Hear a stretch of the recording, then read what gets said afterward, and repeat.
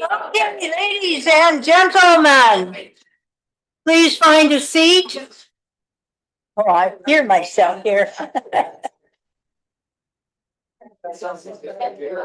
I need a hammer. Boing, the boing, the boing, the boing. Anyway, no, that's too big. Please, we are so happy to see so many people here. I see a number of you remembered, just like I remembered this time, to bring my name tag, like whatever. Please silence your phones and your mouths.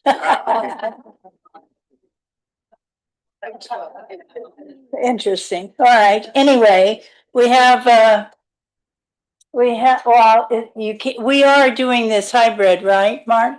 Yes. This is hybrid? Yeah. Okay. So you are all ready for the speaker. Yeah. Today we have a speaker and then we're going to watch a video on falling, which is a very important thing since all of us are very vulnerable to falls. And so anyway. The teachers are, when there's nothing to present, you just make us watch a movie.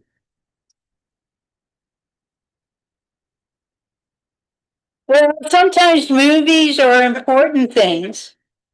You can learn information, but you're right. That's what teachers do. Yeah, yeah.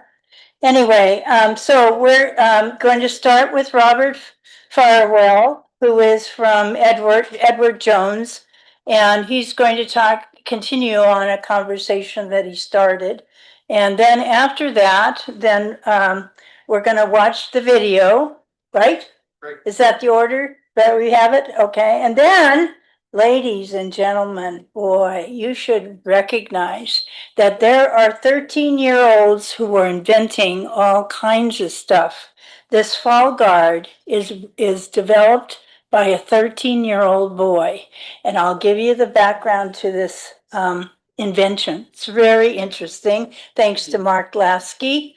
Anyway, so before we start, everybody got their mouths quiet?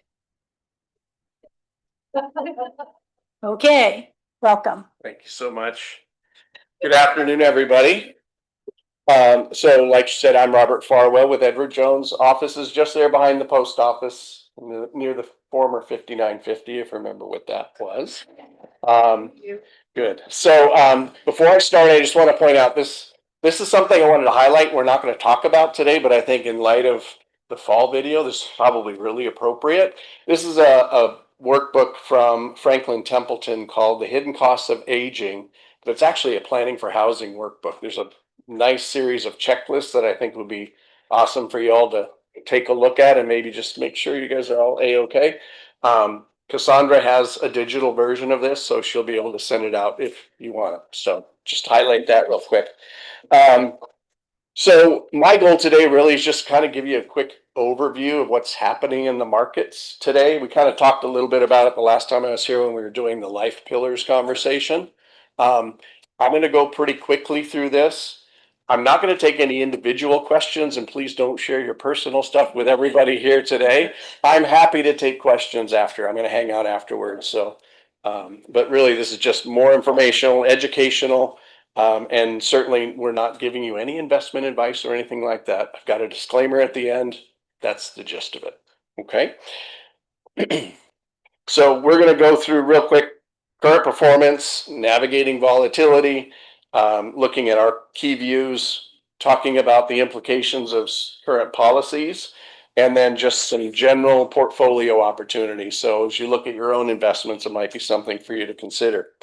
So first and foremost, looking at current financial markets, it's certainly important to look back as well as forward. Historically, since the Great Recession of 2008 through 9, markets have actually performed reasonably well. In fact, the S&P 500 has returned over 14% annually since 2009 through today. It's pretty healthy. The investment market, which usually has lower risk but generally lower returns, has returned roughly 2.9% during that same period. We all remember the tariff tantrum in April, right? That obviously caused a little bit of tension for us, but the good news is the S&P has rallied by over 15% in 2025, even after all that. Bonds are actually up about 6.4% per year. So if you're depending on that for income and things like that, that's actually pretty healthy returns.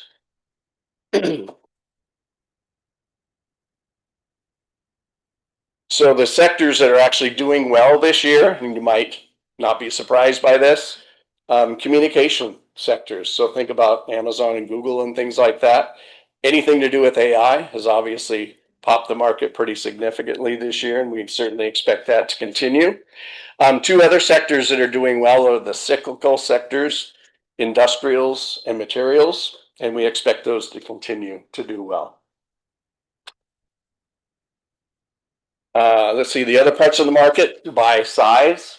So the biggest returns year to date have come from the large cap, the big companies in the US. Think of, GM, Apple, Microsoft, all those, the Magnificent Seven, exactly, which makes up about 35% of the S&P 500. So pretty crazy. I'm getting through 42 slides here in about 18 minutes. So just so you know. So the growth style stocks have outperformed value styles. So think of the soap companies and things like that versus technology companies.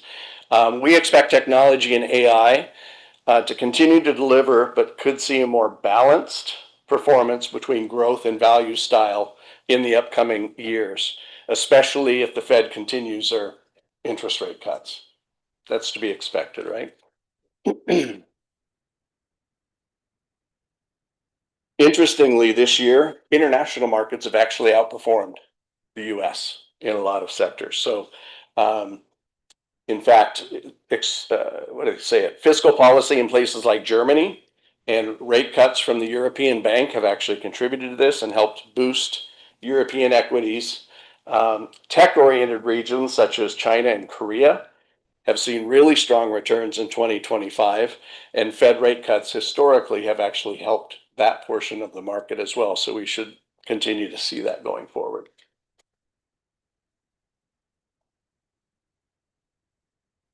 The other part of the puzzle here is a softer dollar actually helps your international returns. So international stocks are actually priced in foreign currencies. So a weaker US dollar translates to stronger foreign currency, which provides a boost in returns for US investors. International stocks have returned about 15.4% so far this year in local currency terms, but that equates to about 27% in US dollar returns. So that's pretty healthy. Emerging market stocks like in, again, China, Korea, and so forth, their gains have been 26.7% in their local currency, but that's over 30% in US dollars. So we're seeing that little extra boost there. Fixed income, we're all probably experiencing some of that, right? So while equity markets have experienced bouts of volatility, the roller coaster ride, so to speak, bonds have actually provided some relative stability. Each of the fixed income classes that we recommend are higher year to date, especially emerging market and high yield bonds. Balanced portfolios have performed well this year, and positive returns may continue as the Fed continues cutting interest rates in the months ahead. So stick with it. So to summarize, U.S. equity markets are mostly higher to date, with easing trade tensions, healthy profit growth, and cooling economic markets. International developed large company stocks and emerging market stocks have outperformed, highlighting the value of global diversification. Growth style sectors such as technology and communication services have outperformed the value style sectors, including consumer staples and healthcare in 2025. And fixed income returns are positive in 2025, led by emerging market debt and high yield. So move on to the next. Government shutdowns. Aren't they fun? So we're actually tomorrow, if we still see a shutdown, we're going to have our second longest Actually, we're already in our second longest government shutdown. So, the good news is a shutdown does not affect the government's ability to pay its debt to bondholders and therefore does not have a direct impact on the government's borrowing costs or creditworthiness. The good news for us is Treasury interest payments and Social Security continue to be paid. Unfortunately, millions of federal employees are going to not have a paycheck for a while, right? So, and we're going to talk a little bit more about this here. Government shutdowns actually have had very little lasting impact on equity performance over the years. Stocks were actually positive half the time during government closures, and were actually higher in most cases 3 and 6 months later. Okay. More broadly, market performance tends to be driven more by the outlook for economic growth, earnings, and interest rates rather than the political landscape. And thank goodness for that. There is a little bit of a hiccup because, of course, now we're not getting that critical economic data that we're used to seeing in the news and so forth. So we're going to have to deal with that a little bit. Volatility, as you know, we're all investors here, right, in some form or fashion. Volatility is a normal part of the process, and actually it's kind of what helps us make those extra gains down the road anyway. Since 2019, the S&P 500 has overcome 2 bear markets in 2020 and 2022. In this year alone, the S&P 500 has overcome a 19% decline, and it probably happened in April, right? So pullbacks are normal, remember that. On average, the S&P 500 experiences 3 to 4, 5% pullbacks and 1%, 10% pullback per calendar year. So when you see that 10% drop, don't panic. It's normal. It's part of the process.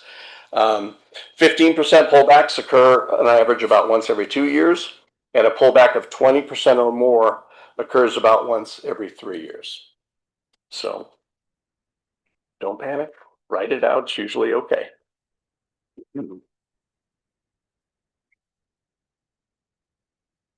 Fed interest rate cuts. So we got one in September, right? Finally, after months and months of people speculating it was going to happen, finally got it. The Fed projects that we expect to see the Fed funds rate, try to say that 3 times fast, at 3% long term. In our company's view, given the recent softening in US labor market data, the Fed is likely to cut rates at least 1 or 2 more times this year. Future markets are also pricing in that 1 to 2 rate cuts this year. Inflation has remained sticky and above the Fed's 2% target. It's been largely contained, though, in that 2.5% to 3.5% range, well below the peak inflation that we had around 9% not that long ago. In our view, the Fed will likely to continue its rate cutting cycle, bringing the Fed funds rate to about 3 to 3.5% by next year. Welcome. Inflation, we're still dealing with it. It is still rising, but it's been somewhat contained lately. The last report in August was a 3.1% increase in inflation. Tariffs have a little bit to do with that, and they say it's likely to put upward pressure on inflation this year in the near term. However, there's little evidence so far that tariffs will end up surfacing in long-term inflation in goods. And that's primarily because companies right now are kind of taking on those costs themselves. Let's see, the employment market, definitely cooling. The September jobs report is delayed because of the shutdown, but in August, non-farm payrolls grew by about 22,000, well below an expected gain of about 78,000. The August jobs report is evidence that job growth continues to ease, but the labor market itself remains roughly balanced, keeping the unemployment rate still reasonably low at about 4.3%. The initial jobless claims remain well below the 30-year average, signaling low firing activity. So people are keeping their jobs, thankfully, for the most part. Job openings held steady at 7.2 million in August, modestly above consensus expectations. The ratio of job openings to unemployed persons remains below 1.0. So there's enough jobs for the people that are looking for work if they actually want to do it. GDP has grown about 3.8% on an annual basis, fairly healthy. Some of this outliers as far as the graphs up and down, part of that in that first quarter to try to get ahead of tariffs, people ended up bringing in an awful lot of inventory. So that kind of tamped down our GDP there for that one quarter. And now the second quarter GDP was actually pretty high. We feel that tax cuts, deregulation, and the Fed rate cuts are still going to provide a boost to economic activity as we look ahead to next year. Keep an eye on the consumer. Are we all spending money still? So after a slow start to the year, consumer spending actually accelerated in the third quarter, despite a drop in consumer confidence. There's strong household disposable income relative to debt, which continues to offer support. Consumer delinquency rates remain below their long-run average as well, but also slightly moving higher.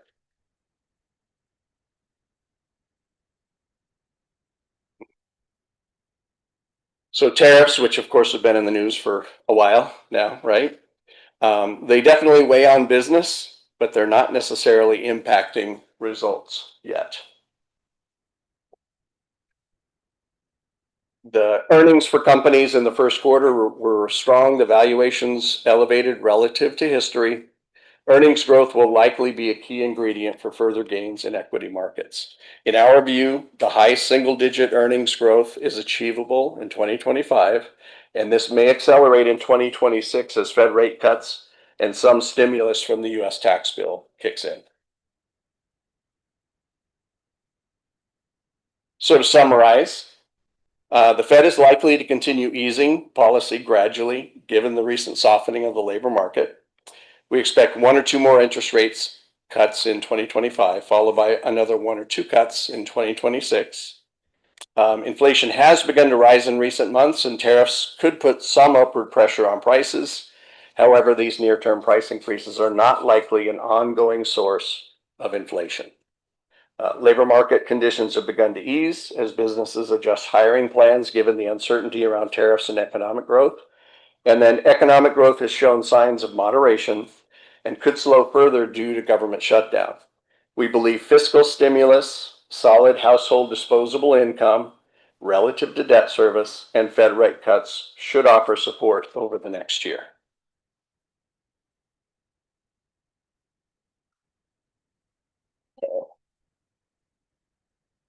Skip that. We talked about that.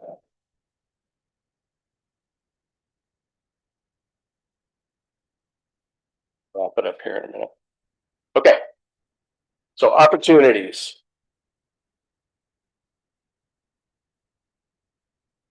Here we go. So the U.S. economy entered the year with real GDP up by about 2.4% at the end of 2024. This year, it's averaged about 1.4% in the first half of 2025. With equities, while some headwinds remain, we believe we've passed peak uncertainty.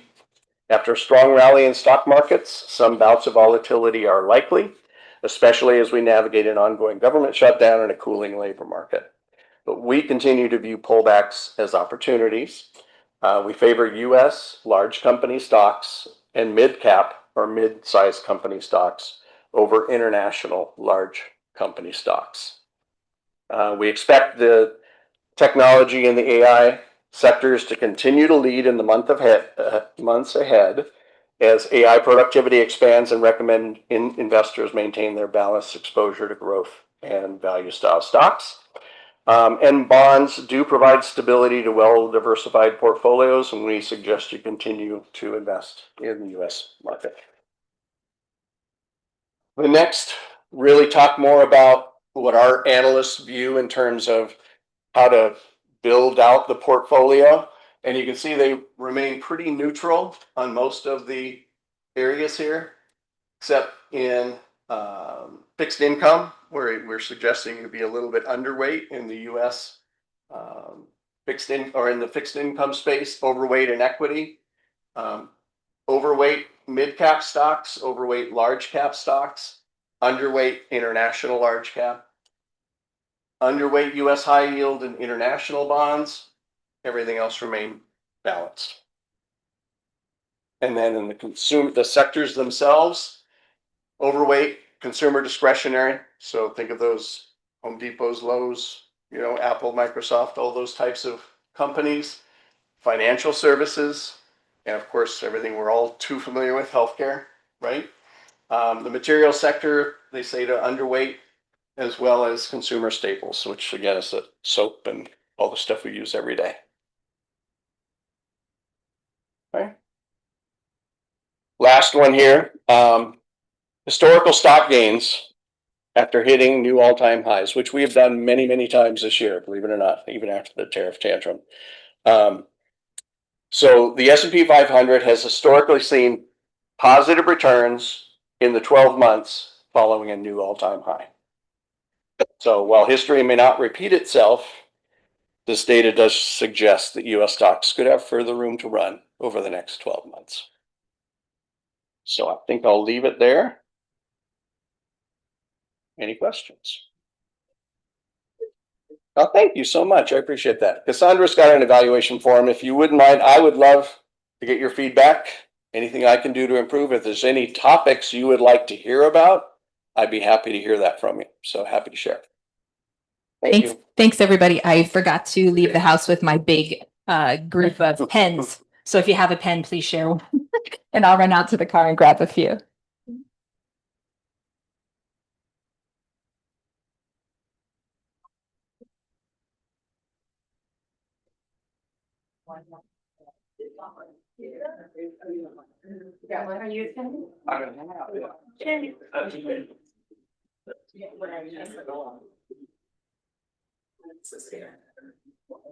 Okay.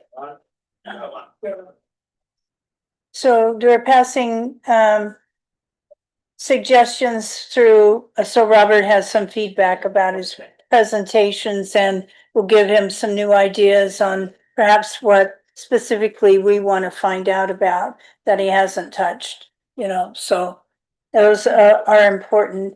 So if you have a pen, fill it out. If not, then maybe you can fill it out and then send it to Cassandra when you go to the clubhouse. Okay, I don't need to tell you, but as we age, it is really important, as many of you to attest, that falls are seemingly inevitable, but they aren't. I almost passed out from a mold reaction in my own basement. My hospital grade. My God, I didn't know who was talking. Are you set for that?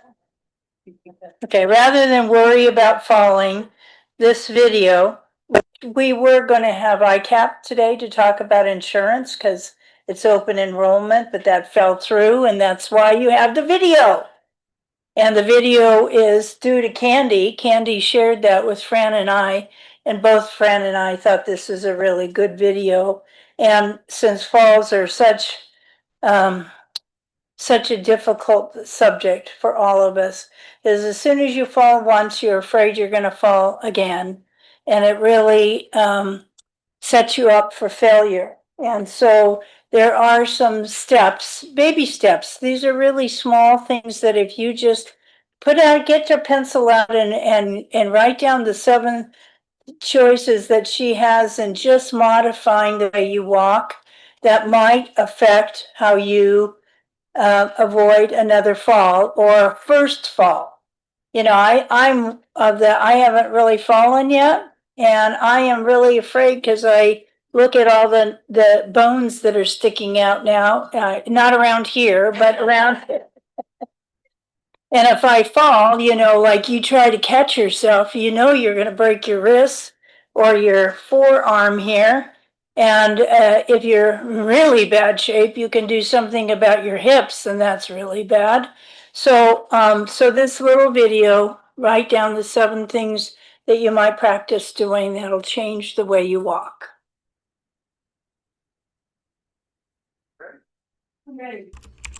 In this video, we're going to talk about something that matters a lot as we get older: how to walk safely and confidently. For many people over 60, one unexpected fall can change everything. It's not just about a bruise, it can mean weeks of recovery or even losing a bit of independence. But the good news is, a lot of falls can actually be prevented by making small changes in the way you walk. I'm going to share 6 simple walking habits that physical therapists and aging experts recommend for seniors. These habits don't require special shoes, expensive equipment, or even leaving your house. They're small adjustments that you can start practicing right away, wherever you are. Before we get started, I'd love to know, where are you watching from today? Drop your city or state in the comments below, and if you have any tips of your own for staying steady on your feet, share those too. You never know who else might benefit from your advice. Point 1. Head position awareness. Let's start with something most people don't think twice about: where your head is when you walk. It might sound too simple to matter, but your head is like the steering wheel of your body. Wherever it goes, your shoulders, back, and hips tend to follow. If you're always looking down at the floor, your posture slowly collapses forward without you even realizing it. Over time, this puts your weight in the wrong place, shifts your balance forward, and makes your steps feel less steady. I understand why many older adults walk with their heads down. You want to see where your feet are going. You don't want to miss a step, trip over a rug, or slip on the sidewalk. It feels safer. But here's the tricky part: constantly looking down actually increases your risk of falling. Your shoulders round, your back curves, and your body leans forward. That posture pulls your center of gravity ahead of you, making it easier to stumble. And when your eyes are glued to the floor, you miss what's coming 10 or 15 feet ahead. That's how a small crack in the sidewalk or a low step can suddenly catch you off guard. So what's the better way? Physical therapists often suggest something called the 20-80 rule. That means 80% of the time, your head and eyes should be looking straight ahead, and only 20% of the time should you glance down with your eyes. Not with your whole head, just your eyes. This way, you stay aware of where you're stepping without sacrificing your posture. Try to keep your gaze 10 to 15 feet in front of you, whether you're walking across your living room, down your driveway, or through the grocery store aisle. It may feel uncomfortable at first because looking down has become a habit. But with a little practice, you'll notice that walking with your head up keeps your body straighter, your steps more balanced, and your confidence higher. Point 2. Arm swing rhythm. Now let's talk about something you may not have thought about in years: your arms. Most of us think walking is all about the legs, but the truth is, your arms play a big role in keeping you balanced. They act like natural stabilizers. Every time your right leg moves forward, your left arm should swing forward too, and the same goes for the other side. It's a built-in rhythm your body learned when you first started walking as a child, and for decades, it's been helping you stay steady without you even noticing. But as we age, that natural arm swing often fades. Sometimes arthritis or stiffness in the shoulders makes it harder to move freely. Other times, habits get in the way, like always carrying a bag, leaning on a cane, or even keeping your hands stuffed in your pockets. And for many older adults, fear plays a big role. When you're nervous about falling, your body instinctively tenses up. Your arms stop moving naturally because you're bracing yourself, almost as if you're preparing for something bad to happen. Unfortunately, that stiffness actually makes it harder to balance. It removes one of your body's built-in tools for stability. The good news is, bringing back your arm swing doesn't take much effort, it just takes awareness. As you walk, let your elbows bend softly, not locked or stiff. Allow your arms to swing naturally at your sides, even if just a little. You don't need big dramatic movements like you're power walking in the park. Gentle, relaxed swings are enough. If one arm feels weaker than the other, that's okay. Even swinging one arm helps more than keeping both still. Some people find it useful to practice in place before heading out for a walk. Stand near a sturdy counter or table, march gently in place, and let your arms move with your steps. You can even count your steps to check if the rhythm feels even on both sides. Over time, this small habit makes a big difference. Your walk feels smoother, your balance steadier, and your body less tense. Point 3. Heel-to-toe walking. Let's shift our focus down to the feet, because how your foot touches the ground makes a big difference in balance and safety. Over the years, many older adults quietly change the way they walk without realizing it. Instead of rolling through each step from heel to toe, they start placing the whole foot down flat or sometimes even landing on their toes. It feels easier or safer in the moment, but it actually increases the risk of stumbling. Here's how walking is supposed to work. Your heel makes contact first, then your weight rolls smoothly across the arch of your foot, and finally, your toes push you forward into the next step. This pattern, heel, roll, toe, acts like a built-in shock absorber. It helps your joints, keeps your body aligned, and allows your stride to stay smooth and steady. When you skip that pattern and start shuffling or stepping flat-footed, your stride shortens, your muscles become less active, and you're more likely to trip over rugs, thresholds, or uneven ground. The tricky part is that most people don't even notice when this change happens. It becomes second nature. But the good news is, you can retrain your body to use the natural heel-to-toe motion again. One simple way is to practice slowly walking across a safe, open space in your home. As you take each step, pay attention to letting your heel touch the floor first, then let the rest of the foot roll forward. Don't exaggerate the movement, just let it flow naturally. Some people like to practice barefoot on a soft surface, like a carpet. This gives your feet extra feedback so you can really feel the roll from heel to toe. At first, it may feel a little awkward, especially if you've been shuffling for years. That's okay. Your body remembers, you just need to remind it. A few minutes of mindful practice each day can make your steps stronger, smoother, and safer. Point 4. Small steps, big safety. Now let's talk about the size of your steps. Many people don't realize that stride length has a direct effect on balance. When we were younger, taking long strides felt natural, even efficient. But as we age, those big steps can quietly work against us. Here's why. When your front foot reaches too far ahead of your body, your center of gravity shifts backward. That tiny shift puts more stress on your hips and knees and leaves you with less control if something unexpected happens, like a slippery floor or a sudden loss of balance. Smaller steps, on the other hand, help keep your body weight centered. They allow your feet to stay under you, where you're strongest and most stable. With shorter strides, your reaction time improves, meaning you can catch yourself faster if you trip or slip. You're also more likely to lift your feet properly, reducing the chance of dragging your toes on rugs or uneven sidewalks. And if you use a cane or walker, small steps make it much easier to move along smoothly without pulling yourself off balance. The best part is, this adjustment is simple to practice. Try walking across a room at your normal pace and count how many steps you take in 10 seconds. Then do it again with slightly smaller, quicker steps. If your number goes up, that's a good sign. It means your steps are shorter, and your weight is staying more centered. You might feel a bit funny at first, like you're taking baby steps, but your body will quickly adjust.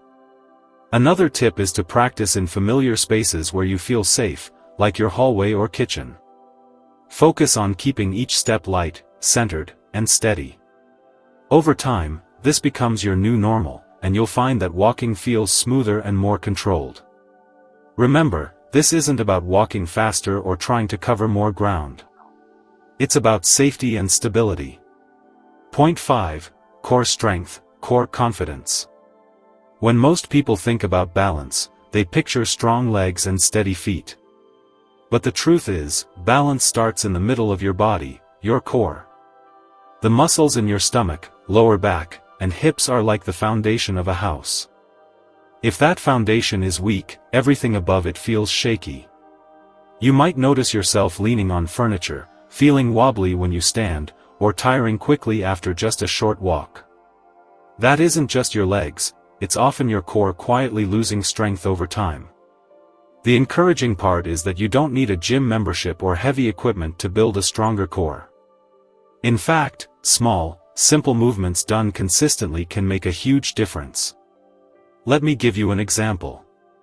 Mary, an 82-year-old grandmother, started falling more often around her house. Her daughter got concerned and took her to a physical therapist. Surprisingly, the therapist explained it wasn't Mary's legs causing her problems, it was her weak core. He gave her just 2 tiny exercises: standing near a sturdy chair, lifting one foot an inch off the floor for 5 seconds, then switching, and while brushing her teeth, gently pulling her belly in just enough to feel it tighten. That's all. Within weeks, Mary noticed she felt steadier, like her body was finally holding her up again. You can try the same thing. When you're near a counter or table, lift one foot slightly off the ground and hold it for a few seconds, then switch. Or, as you move about your day, gently pull your belly button in toward your spine for a few seconds at a time. Nobody will even notice you're doing it, but your muscles will. These little efforts build invisible strength that shows up in your posture, in how steady your steps feel, and in how confident you are moving through your home. Point 6. Floor awareness and transitions. One of the sneakiest causes of falls isn't clutter or big obstacles, it's the small changes in the floor beneath your feet. A rug, a glossy tile, a doorway threshold, or even a shadowy step can all throw you off balance if you're not prepared. As we age, our depth perception and reaction time slow just a little. That's normal, but it means your brain may take a moment longer to register a change underfoot. In that tiny delay, your balance can falter. Take the story of Alan, a 78-year-old who considered himself careful and steady. One afternoon, he almost fell in his kitchen. The floor had just been cleaned and looked fine, but it was slippery. He told me it caught him completely by surprise. His feet were already moving before his brain realized the surface was slick. After that, Alan began a new habit. Every time he walked into a different room, he'd quietly say out loud what kind of floor he was stepping on: tile, carpet, wood. It sounded silly at first, but he swore it gave his body just enough warning to adjust. He hasn't had a close call since. You can try this yourself. As you move from one room to another, label the surface in your head or even softly under your breath. Step down. Rug. Tile. That tiny reminder helps your brain and body work together to prepare. Also, be extra cautious on shiny floors. They may look clean, but reflections and glare can trick your eyes, making it harder to judge depth. And if you wear bifocals, take special care when stepping off curbs or stairs. The lens change can distort the floor beneath you. Another simple trick is to pause for just 1 extra second when moving from a bright space into a dim hallway or stepping from sunlight into shade. That pause allows your eyes to adjust before you keep moving. It may not sound like much, but it can be the difference between a steady step and a stumble. By paying attention to the ground beneath you and giving your brain a moment to catch up, you protect yourself from unnecessary risks. Point 7. Using support wisely, not constantly. A lot of older adults rely on walls, furniture, or even holding their breath as support while moving around the house. Others resist using canes or walkers because they feel it makes them look weak. But here's the truth: using support wisely can actually protect your independence, not take it away. Think of support like a safety net. It's not there to replace your walking, it's there to give you the confidence to keep moving without fear. The key is balance. Don't over-rely on support, but don't ignore it when it can help. For example, if you feel unsteady when getting out of bed, place a sturdy chair nearby and use it for balance as you stand. In the hallway, keep a clear path so you don't need to grab furniture at random. And when you're outdoors, a cane or walker can be the difference between staying active or staying stuck at home. The important part is learning how to use support correctly. A cane should be held on the opposite side of your weaker leg, so it naturally balances your stride. A walker should move forward with small steps, not be pushed too far ahead. If you're unsure, a physical therapist can show you the proper way in just 1 or 2 sessions. Remember, tools like these don't take away your strength, they give you freedom. They help you keep walking with confidence instead of avoiding movement out of fear. And even at home, having support close by, like railings in the bathroom, or non-slip mats near the sink, can give you peace of mind. So now we've covered 7 habits that can truly change the way you move through your day. Each one may seem small on its own, but together, they add up to a powerful shift in your safety, balance, and confidence. First, you learned how head position guides your whole body. Then, the role of arm swing as a natural stabilizer. We looked at the importance of heel-to-toe walking, and how smaller steps keep you more in control. You discovered how core strength is the hidden key to steadiness, and how floor awareness keeps you alert to changes underfoot. Finally, we talked about using support wisely, not as a weakness, but as a smart tool that helps you stay independent. What these 7 habits have in common is this: they don't require you to spend money, they don't demand hours of training, and they don't ask you to become someone different. They're simple adjustments you can start practicing today, right where you are. And every time you choose to lift your head, swing your arms, or take a mindful step, you're sending yourself a powerful message: I am still in control of my movement, and I am not done walking forward. Now I'd love to hear from you. Which of these 7 habits surprised you the most? Which one do you plan to try this week? Share your thoughts in the comments below. Your words might give someone else the courage they need. And if you found this helpful, don't forget to like, subscribe, and pass it on to a friend or family member. You never know who might need a reminder that safer, steadier walking is possible. Thank you for spending this time with me. Remember, your best steps aren't behind you. With awareness, practice, and a little wisdom, they're still right in front of you. Did you know with Capital One, you can see if you're pre-approved for card offers with no We have a commercial. I hope that you wrote those down, but I did, so I'll ask Cassandra to send them out to you. You should really think about taking one of those ideas and practicing them, because they are all helpful to keep you from falling. Okay, the last thing now of mine that I'm going to talk about is Kevin Tang. Do you have anything to show for that, Mark, or not? Okay, Kevin Tang is a 13-year-old boy, and I'll give you the background. He was a boy that has lived with his mother and father and the rest of his siblings and his grandma and grandpa. And they all go to do their things, school, jobs, whatever. Anyway, grandma was left alone at home, and she fell. And she fell and was left alone for quite a while. And apparently when they did find her, she was not in the best of shape. And so that really traumatized little Kevin.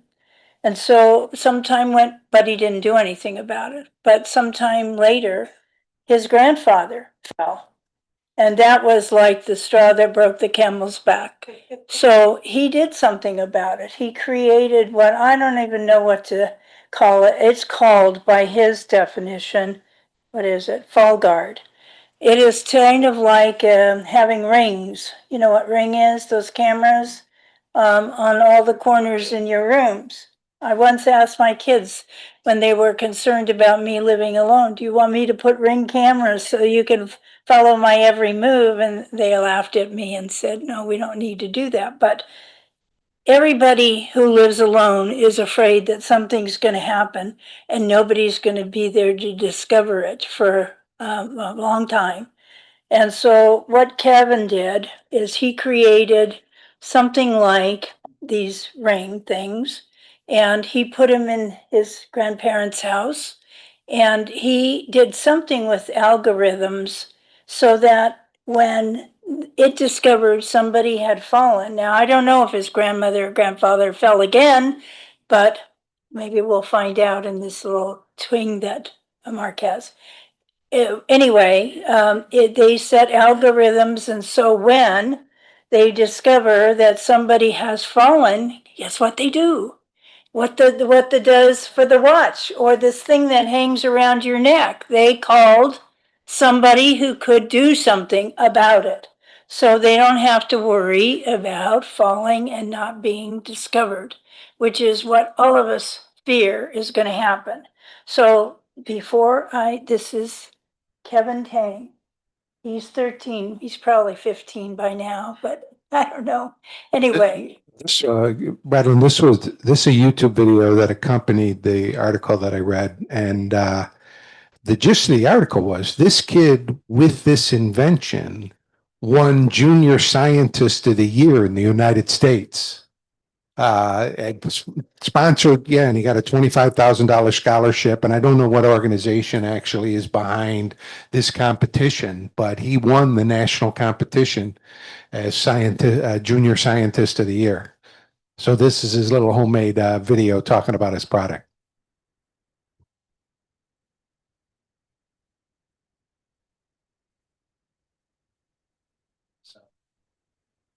Fell in 5 years ago, my grandma fell in this kitchen.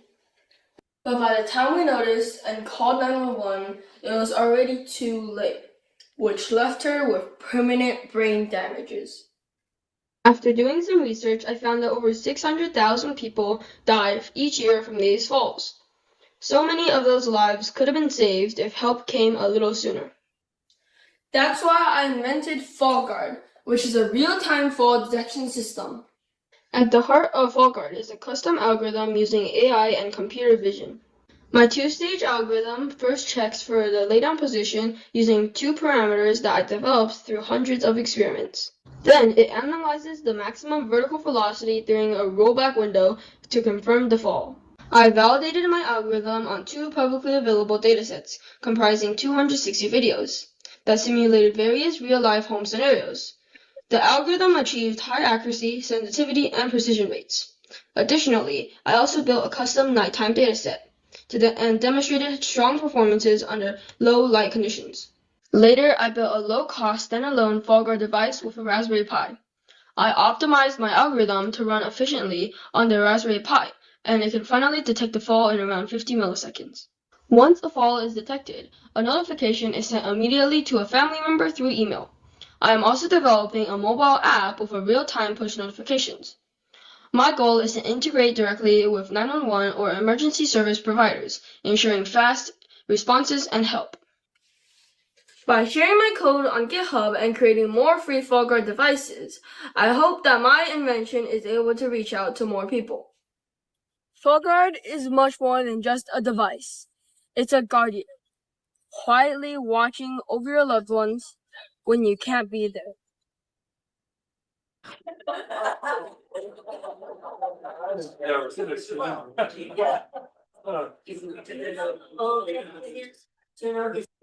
he's 13. Well, when he when he won, he was 13. I think that he has developed it for some people in his neighborhood, and there's a waiting list of 10 or something like that. It has not been mass produced yet. But I just, when Mark showed me that, I thought that was really clever, and I'm glad that some young people are thinking about us old people. So Yeah, I'm anyway, thinking I was 15 now, when I was time 15. stretch break. Stand up. Everybody stretch up. Stand up and lift one foot. You can hold on to the sheet in front of you. Stand up so you don't feel stiff. Just lift one foot and then lift the other foot. Yeah, put one down and lift the other one. If you lift both of them, you're going to end up on the floor. Okay, stretch. Okay, when you finish stretching and standing, please sit down.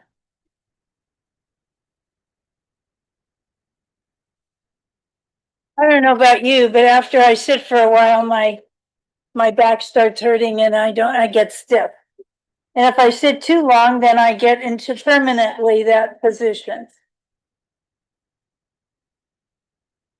Okay, if you have the evaluations for Edward, then, I mean, Robert, then, give them to Fran. Okay, so Cassandra, are you about, before you sit down, Cassandra's gonna talk to us about marketing. Yeah, worked out. Okay, hi everybody. I have good news to share. I just got word that we will receive a grant again for the Senior Resource Fair. So that's like $3,300. That is wonderful opportunity for us to do some direct marketing, which is very expensive and costly. So looking forward to that. So that's through Council Member Raul Campillo's office. So hopefully he'll visit us again at the Senior Resource Fair, but I'm looking forward to that. So thank you to our grant team, currently Denise Greger, Kathy Guilfoyle, who's not here today, and Joyce Munoz is helping us out as well.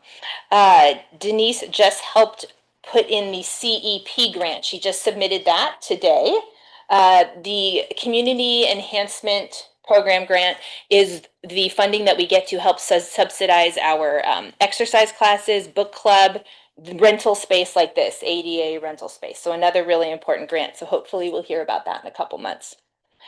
Other good news, we have been conducting interviews for the administrative coordinator position, and we got a lot of questions, inquiries, so that's really great. We have completed some interviews, even a second interview, so that will be a big topic of conversation at the board retreat on November 13th, so stay tuned for all of that. One other thing I just want to let you know, one of our newer supporting partners, Atkinson, John Atkinson Tech Help, I know a lot of you know him. There's a new discount that he put up just for members up on our website. It's a really nice discount. He actually is giving the first hour half price or something for members. So if you need assistance in that area, he handles all electrical audio devices, not just computers and networks and all that. How much does he charge for an hour? You know, I meant to print it out. I want to say it's like 82 is what he's offering. So, but I'll make sure, I'll just send that out tomorrow when we send out the fall notes and the Roberts aging It's plan. on the member discount page. What it is he charges a $50 trip fee for showing up. And he's waiving that for members. And he charges $150 an hour, but the first quarter hour is free for members. So you bundle that with the 50, it's $87.50 discount. Thank you.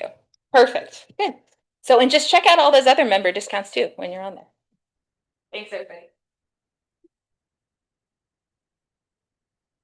Okay, now I got my other hat on. This is for the care committee. We have, Marilyn is going to, she's heading our grief group. She doesn't have to go anywhere. She went to exercise. See, she's going. She's a normal walk. Anyway. See, it's good to laugh, isn't it? Always feels good. Anyway, our grief group, we usually try to have one around the holidays. So if you know anybody, because some of the new members have lost spouses. And so if anybody's interested, we'll have it on the web pretty soon. And the grief group will be probably December 2nd or 3rd, probably at the clubhouse. That's where Ken is going to lead it again. And he likes to go to the clubhouse. So that's all up in the air yet. It hasn't been confirmed.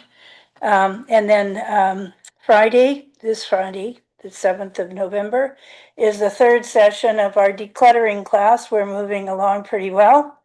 We haven't moved to the whole house or anything like that, but we're moving in baby steps.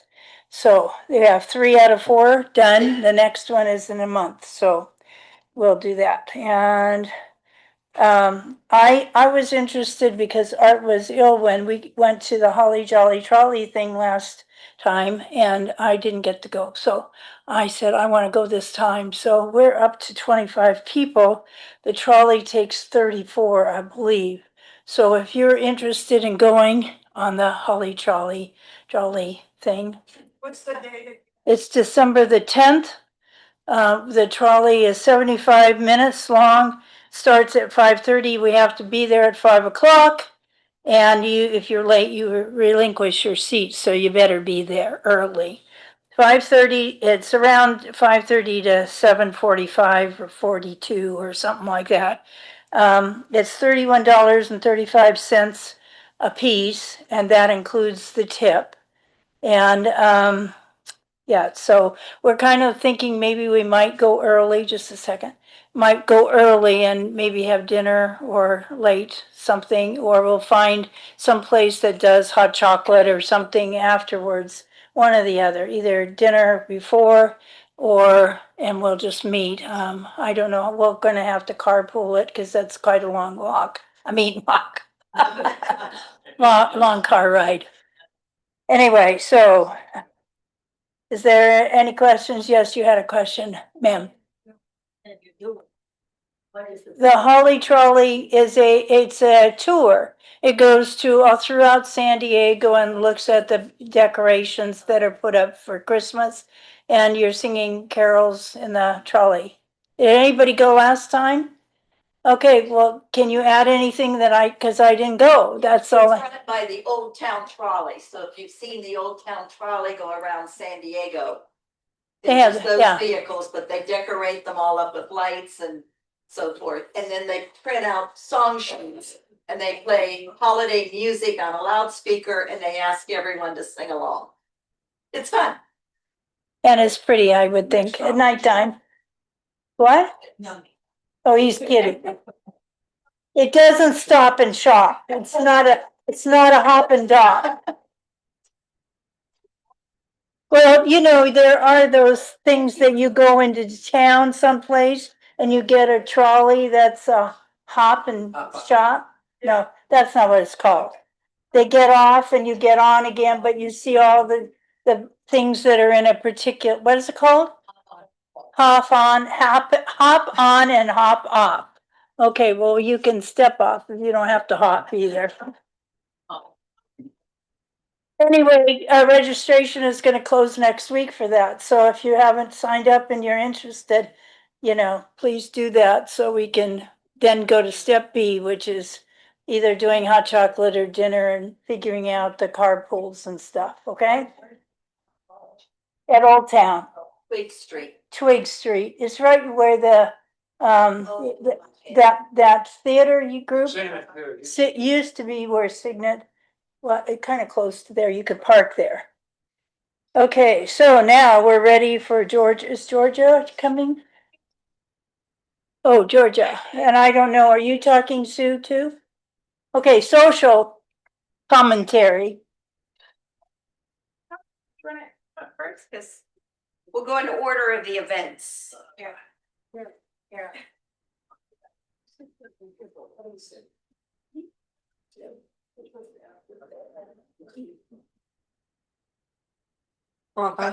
it's you. I lost you. Oh, Now you're found. oh, this is the microphone? That's Okay. my- All right, it's different You looking, can't move out of that place. right here. Yeah. Okay. We're gonna go to the Mormon Battalion Historical Museum later this month on Friday, November the 21st. How many of you have been there?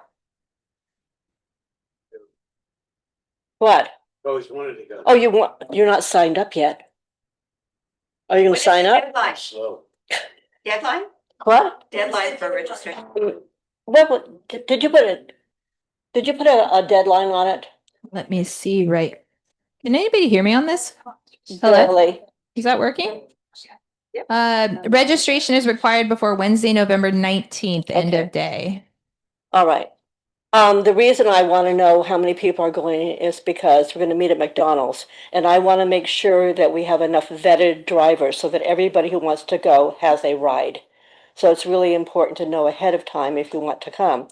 And, this is a Mormon museum, but they're not going to try to get you to join them or anything like that. This is simply, it's in honor of these men who did a 2,000-mile trek during the Mexican-American War, because they were asked by the government to volunteer to help fight the war. And so they walked from, I think it was Iowa to San Diego. And it's really fun. I mean, the way it's presented, it's really amusing besides being informative. So I hope some of you will think about it. I only have 9 people signed up right now. We can take up to 20. So I'm looking at you, and I'm wondering which of you are going to sign up. And if you don't sign up, you won't be my friend anymore. And that's it. It's very worthwhile. They just upgraded it, and I went last year, and I have been there before, but I learned so much the second time that I went. It's fascinating and very worthwhile. November 21st Friday. at 10:30, is that So we're what? gonna meet at 10, 10, because they expect us at 10:30. okay. Okay. Really, all I'm reporting on is third Thursday this time. So thank you, Gunnar. I saw you come in. Are you still here? For taking care of us last month. And I've already checked with them, and they have us on their calendar for this, and I don't even have that date, just the third Thursday. No, they want us back. What was so sad, and I have to promote Kagan Barrel. I was up there. Kagan Barrel, is that right? To watch the San Diego State game before the World Series. There were 4 of us there, the Reeses and the Christians. So I hope they don't go out of business, but we have to keep supporting them also. Lafayette Hotel, I don't know if you saw in the paper, but they won a Michelin Award for food and hotel. We will still try and do it, maybe February or, that's rainy season. I will talk to the lords above and tell them not to let it. Yes, so the Michelin guy is now in the hotel business, and they call them Key Awards. That's right. And there were 2 San Diego area hotels that got their initial batch, that were included in their initial batch of Key Awards, and one of them was the Lafayette Hotel. So it's something to see. The other one was something in La Jolla, a little boutique hotel in La Jolla. I think it's near the shores. I don't know. Okay, but our good news is. Well, first I want to mention about Kagan Bottle. I went there for brunch on a Saturday, and it was fabulous. So that might be something that we could start doing. They have brunch on Saturdays and Sundays, I think from 10 until 2 or something like that.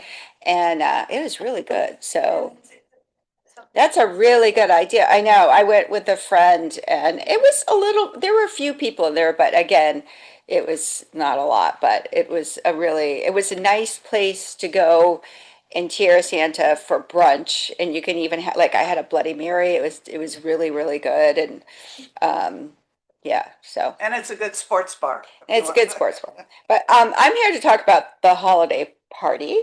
Hopefully you all read your newsletter and clicked on the attachment that had the flyer. So we're having a holiday party again at the Valley High, same as last year, on December 8th, 11:30. I did not attend last year, but I understand it was fabulous. So that's why the planning committee decided to go back there. So we're going to be going. And we did have to raise the price a bit because their costs went up pretty significantly. And actually the board's going to help defray some of the actual costs. So it's $60 for a member and $70 for non-members. The capacity of the room is 80 people. So it was very popular last year. Registration closes on November 24th. So I suggest you register as soon as possible. no refunds will be issued after registration deadline because we have to commit to the cost of the meal. So we won't be able to make any exceptions to the refunds after the deadline. I have to pay November 24th, so. Yes, exactly. So any questions about that? Does anybody have any questions about the holiday party? It was really fun. I understand. I'm looking forward to it. So dress up, look nice, you know, be handsome. Thank you. Thank That's you. all I have.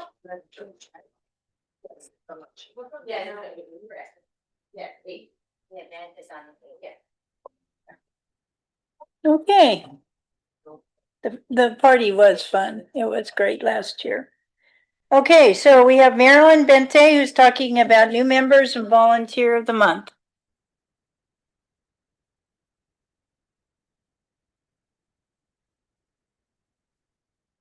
Well, hello, everybody, and I'm proud to announce that our membership is now up to 146 members. So we've had 7 new members within the last couple weeks, and if you were at the ice cream social, all 7 of them were there. So they're getting active and coming to things right away. We're going to have a new member brunch and see how they're doing and get ideas and suggestions from them from their point of view as new members, and that will be in probably January after the first of the year. I'm glad that Bradlin reminded you when you become a member, you get your name tag. And I have to say, at the ice cream social, those 7 new members came up to me and said, I wish people had on their name tags today at this event because we know some people, but we don't know the other 30. So even at small events, please, book club, because there's always new members that come to our events and they don't know everyone else. So you're given this name tag. And so Cassandra asked me to remind you, I'm the membership chair, and you get a name tag as a member. So please wear these, even if it's, not to exercise class because you would choke yourself, but to, to even small events like 12 people at book club, just try to wear your name tag. And Marilyn, if someone needs a new name tag, just call me. Yeah. Oh, yes. Okay. If you've lost your name tag or it got ruined or whatever. And you can also put your name on the back too, because mine always switches. So I'll fix that. Yeah. I'll fix. Oh, the new ones are 2 seconds.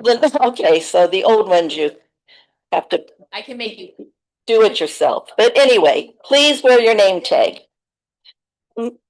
So I'm in charge of fundraising, and just when we do the restaurants and the fundraising bunko party we had, the day of the Patriots Day, craft fair, and we have raised quite a bit of money on Raise Right. Raise Right alone, we've made $723 this year. So anybody that needs technical help on logging on to Raise Right or how it works, Cassandra can help you. Rhoda has volunteered to help as well. So it's a good source of income. But so far this year, just from fundraising, we have raised $2,300. And it's all fun stuff. Bunko, going to Felipe's for dinner, going to Rubio's, and we're going to do another Rubio's fundraiser in January. Too many things around Thanksgiving and the holidays, but we'll do another. In fact, Rubio's contacted us and said, we'd like you to come again. So we're going to be doing that. Outreach. We do the food bank for the church here. And I see we have quite a bit of food this year, or this month. We need someone to help carry these items over to the front of the church. That's why I left, because I wanted to see if the barrel is still there by the sanctuary. They've asked us not to leave the food in here from now on, but to take it to the sanctuary. The barrel is there. So I'm going to ask if a few volunteers could take it. You go out this door to the left, you'll see the sanctuary, and the big barrel to drop these food items in is to the right of the sanctuary. So you face the sanctuary to the right, you'll see a big drop-off barrel. So we have quite a bit here. So if you could drop it off, that would be appreciated. And you can do that on your way in from now on. But for today, if I could have a couple volunteers after the meeting, just take it down there, please. Sheila's going to tell you about Elder Help and the outreach we've done with them to help them with their.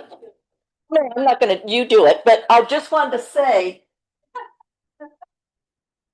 besides the $25 gift card that they're asking, they ask if we could have a holiday greeting card for each gift card. And so I have all these cards that have been donated. You know, when I ask for Honor Flight thank you cards donation, some people just give me stacks of cards, birthday cards, get well cards, holiday cards. So I have separated all those cards, and I'm going to put them out here with pens, and I'm going to ask if before you leave, if you could sign a holiday card for a needy senior. And you could either sign your name or you could just say, your friend from Terrasana Village. And we need about 50 of them all together. So I'll put them here. Put the card back in the bag then.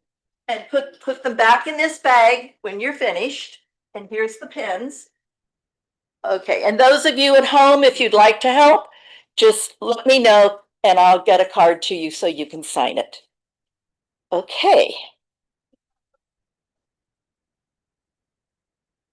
Yeah. Did you hear that question? Oh, I'm sorry. I still didn't hear. She's saying, can you leave some cards at the clubhouse so that people can sign them there?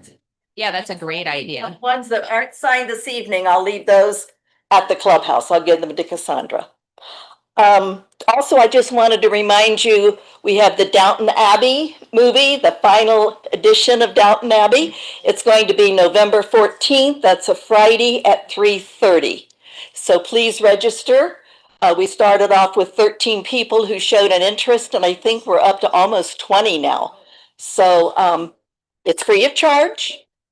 And we're going to do it on the big screen in the clubhouse. So Downton Abbey. All right. Oh, yes, Anne Marie.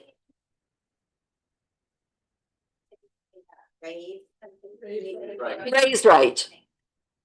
That is, it's a company that puts out, well, you buy gift cards through them, and they give a certain percentage of the money back to your organization. It's for nonprofit fundraising. And a lot of the schools have been doing it for years. And for example, I recently bought a Target gift card, about 30 Target gift cards for Elder Help with the money that people have been giving us. And the village gets back 3% of what we spend. Some of them, I recently purchased a gift card for Nike, and I got back 18%. I bought a gift card for my grandson, so I got back 18%. So it varies, and they have specials. Pardon? You can either do it printable, where you print it on, print it at home, and it has a little code and a PIN number, or you can have the plastic card come through the mail to you. Most of those are reloadable. Rhoda. When I buy the groceries at Vons, I have it. When I purchase a gift card for myself to use, I have it on my phone. And when I go to the vendor, the store, I just open Raised Right's wallet, and it gives you the QR code and the passcode. And you show that you can do that at Panera's, you can do that at any place you buy if you're going to use the funds yourself. That costs us 29 cents, you, the individual. If you request a hard copy card, it's $3. Yeah. And they will mail you a card, a physical card that you could put in a gift envelope. But any card you can print locally and You can and also- have a hard copy in your hand and it's free. So print for 29 cents, you can print the item and give them a piece of paper and say, here's the code for my credit. If you go to our website under support us, there's a menu item that says Raise Right, and there's all sorts of information with direct links on how to register, and if you have an account already, how to go right to your account.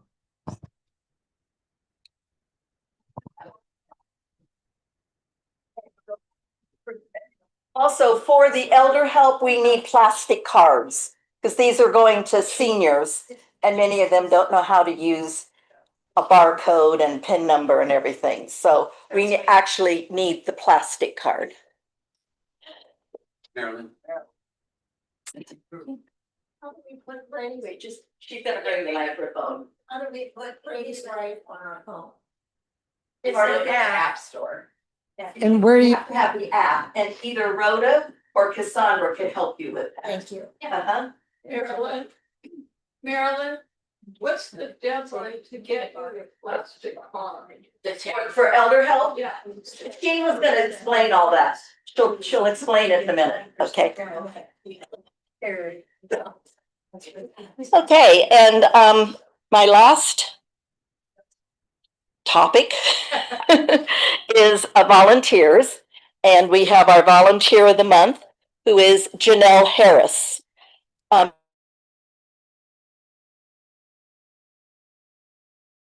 You know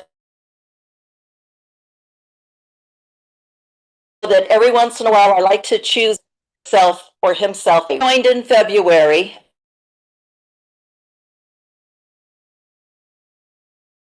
And this is what she's done since February, and I'd recognize her. Avid book club, and that's the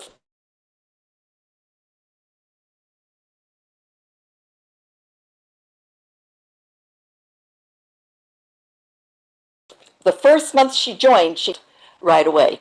So she's been on the care committee about 8 months now. She volunteered right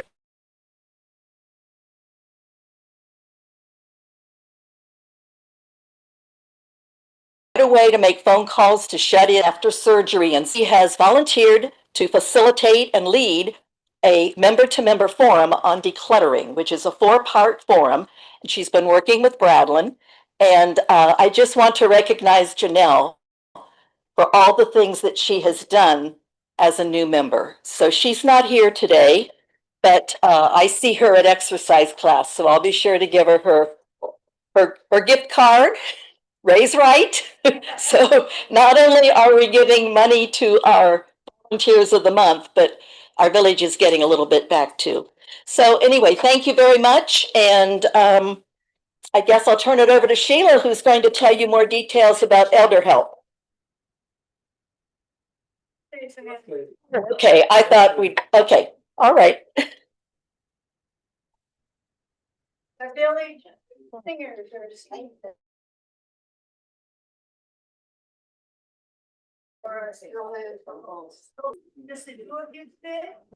We have 4.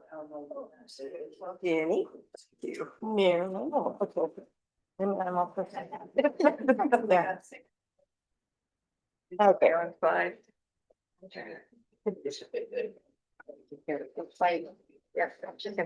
Hey, we will announce the birthdays and anniversaries. First of all, Claire and Ron Roberts. It is their, where are they? I saw them right here. 62nd? It's 61st. 61, error. 61st anniversary. Have it. Wow, that is fabulous. And then we have, this is Ann Hoffman's daughter Claire and Sean, is it pronounced Suni? Sony. It's their 33rd anniversary. Okay, and then we have birthday, Mike Rigdon. Mike's, I think, on the video there. Mike Rigdon's birthday was, or is, November 12th. Kathy, where's Kathy? I saw her birthday is November 13th, Kathy Pacios. Okay, Ken Ross and Sue Ross are celebrating their 50th anniversary this year on November 16th. And Marilyn Milliken's birthday is November 18th. New member Lynn Woodbine is November 23rd. John Bukowski is November 27th. And Kurt is November 28th. Okay, so we will sing happy birthday. I'm glad so many of you are here to hear us sing happy birthday to you.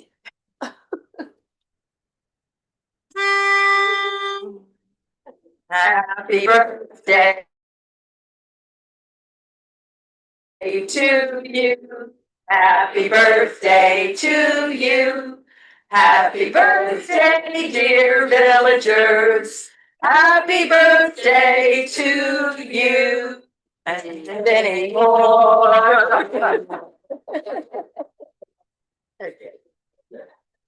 Now Sheila. No, Jenny. Oh, sorry. President's message, Jenny. I'm sorry.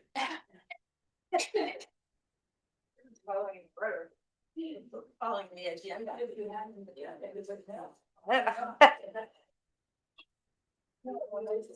Before I go into an update on the board report, I want to thank, well, Linda Bird's not here, is she, tonight? I want to thank her for organizing the ice cream party. We had like 32, 33, 34, 35, 36 people show up for that. It was great. It's a great event because it doesn't take a lot of plan. Once you do it first, we learn some things, and we want to keep doing small socials like that. And also to the 20-some people that showed up at our first casual conversation, it was really fun. It was an afternoon dessert, and our next casual conversation is going to be on the 18th, and it'll be a coffee chat at the clubhouse. Events like these offer our members a great opportunity to get to know each other on a more personal level and to keep our connections. So we plan on having more of these. I've had a few people ask me about the board retreat on the 13th. What's going to happen? What do you do at a board retreat? Where do you have it? It's an all-day retreat. It starts at 10 o'clock in the morning. It runs the entire day, and we are not going to a fancy hotel or to the mountains. When they hear retreat, they go, "Oh, where are you going to go?" We're going to put our heads to the grind in our fine clubhouse, the fine comforts of our clubhouse.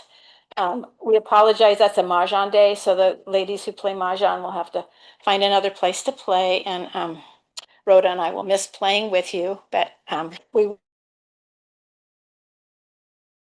will be at the retreat. The board members have discussed several topics over the last 2 board meetings, and we've come up with an agenda that's based on what we feel is most important at this time related to our mission. We'll be reviewing the financial statements and our investments. We'll be discussing our calendar for 2026. We'll be updating any essential board documents. We have 2 really important board documents that I did some research on because I didn't know too much about what was most important in our government documents. And as president, I should really know this. We have what's called the Articles of Incorporation, which is kind of like our birth certificate for the village. It's the paperwork that we have to file through the state that sort of establishes our legal existence and spells out our mission and our basis for a nonprofit status. And then our second most important is our bylaws, and that's more like our governance manual that goes in to explain our board structure, the duties of the directors, how we conduct our meetings, and the board has to keep these documents up to date at all times, and certain things we file with the state on certain amendments if anything has to be changed. So we need to look at these continually and make sure that they're up to date. All of these documents, Jenny, by the way, are available to the membership at the website under the organization menu. If you go to organization and then you go to policies and procedures, and then you go down to governance, and all these are listed on there. And I did see that some of it needs to be updated, so we'll take care of that. We'll be revisiting our strategic plan. What we always do this, what goals have we met? What has worked? What do we still need to be working on? What hasn't worked? What do we need to improve in?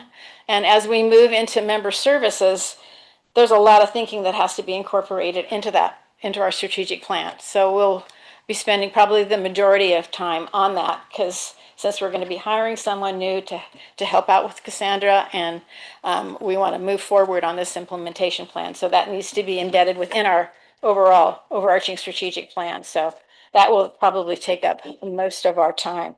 I look forward to sharing with you after the retreat's over. I think that you should be informed on any decisions that we make and the discussions, and because we want to welcome your input on any discussions that we do have. So You didn't say anything about the sandwiches. There are going to be sandwiches. but we're going to be at the clubhouse, yes. So we're going to bring in lunch. We're going to take an hour break, half hour break. Oh my gosh. Then I Half-hour need break. to digest my. In March. Oh. Yeah. This month, What? 18th this month for the casual conversation. Yes. It's a Tuesday. Tuesday, it's a At the Tuesday. clubhouse. 10 o'clock. That was And 10:30. it'd be a good idea if you want to come, maybe invite someone you haven't seen in a while, because that's a good opportunity for them to say hello and get to know them too. Or in newness. Is that the day of the retreat, the 18th? 13th is the retreat. Oh, the 13th. Okay, we're almost done. Look at there, we're almost on time too. So the last thing, Sheila, do you want to stay there and talk, or do you want to come up here? This is about elder help. This is something we do every year, or last year anyway. Now we're doing it this year. Thank you. First of all, thank you for all who have already given me a donation. I appreciate it so much. Elder Help is sponsoring a drive for shut-ins, people who don't get out, don't have a car, don't get to go anywhere, and they're kind of left on their own. So with that, we're giving them each a $25 gift card to use for Target or Walmart. And they can use it at their discretion, but just to know they're thought of, because some of them just don't have anything going on for the holidays, which is, hard to do. So I need a check for either $25 made out to me or Marilyn. And you can give it to either Cassandra, Marilyn, or myself until the 10th. After the 10th, we have to order the cards. We've already ordered $300 worth? 30 cards times $25. That's $600. $600. So we've already committed to at least 600. Last year we had 40 cards. $1,000. $1,000. So I appreciate your help in this. We will deliver the gift cards and the holiday cards to them and make their holiday a little more special. Any questions? Yes. I saw you connected with me on. Yes. Yeah, you can Venmo it to me. Yeah. I had a bunch of people Venmo me money. Yeah. And Carol Higgins had a question earlier. Carol? Right. Oh. Okay, anything else? Okay, thank you. Thanks for your generosity. And last but not least, we're going to go to dinner. So Linda, do you want to say anything? Oh, yes. I have a question that I think is to Mark, but it might answer some of the other questions. Mark, I have a question for you. For me? So we plan on going to the trolley trip, and I plan on going to the holiday party, and I plan on making a donation to the donor drive. Do that need to be 3 separate checks? No, you can sign up for any of these pay events and not pay immediately, and it'll accumulate on your account. So whatever the last one is, you can pay for whatever your outstanding balance is. Know that Club Express will remind you every time you log on after that you've got an outstanding balance, but So it can be one check. What about the donor drive? If we're contributing to the donor drive, does that I be a believe separate? that whether it's donations, whatever expense you incur in the name of the village, it will continue to accumulate on your account until you pay it. Okay. With interest? No, no interest. Okay, Linda. What you're donating. And their preference is for you to write a check rather than to use your credit card, because we have to pay charges for using your credit card. So if you don't mind writing a check, it would be better. Okay, Linda is gonna talk loudly. Okay, I would just like to invite all of you that are thirsty to join us. We're going to Round Table after the meeting, Ground Table Pizza, not Ground Table, Round Table Pizza. And that side room we usually sit in is booked. So they are saying that there's going to be plenty of seating by the fireplace. So you go in the restaurant at the fireplace, it's kind of at the end, and that's a good place to be because it's right next to where you can order your food and drink. And there's going to be a special price as usual on the large pizza. So join us if you can. Thank you, Linda. Okay, I think we're at the end. Turn on your phones again. Did I do everything right? Everything? When you walk, remember, left arm, right foot. Left arm, right